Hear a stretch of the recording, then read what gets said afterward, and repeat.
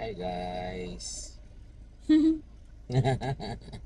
Hi guys, so for today's vlog, we are going to Souk Waqif. Actually guys, katugon kay ko. So ato mi og Souk Waqif kay magpalit mi og cloth para sa among field demonstration. So damay-damay uban ako siya, of course, si Tali na sa likod tulog. Di kapoy. So actually ako po sleepy ko but But I'm not sleepy. I sleep all day long. yeah. Sana all. Ako sleepy jud ko pero sige lang later na lang tingbon inig uli na mo no after sa amo ang transaction today. So magpalit mi og cloth and then naami pangitaon nga bandana items. And then after that siguro mag-grocery pud mi gamay no para in preparation for the next week na naman. And then of course, mag-dinner na lang pud mi. Unang giuban namo si Tyler guys. Kaya walay food sa balay. Ayan. So, naanami diri dapit sa may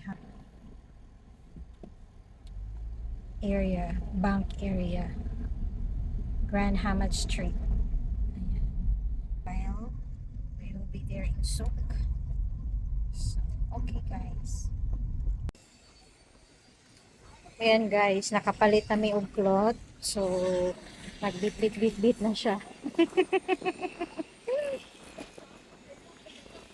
Namili nag-biscuits ang tiguang.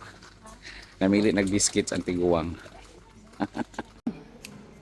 Dito na lang kami napadpad sa Papadjan Alto Mama kay naabot mi og Kausan restaurant sa Binmamod. Super walang maparkingan kaya minit ang ulo ko kaya napadpad kami dito. Ayan, pizza na lang ang dinner. This is not a pizza paddle, but a mirror. This is a table tennis racket. This is a cooking pan. This is a fan. This is a hairbrush. This is a mirror. This is not a pizza paddle. This is a table tennis racket.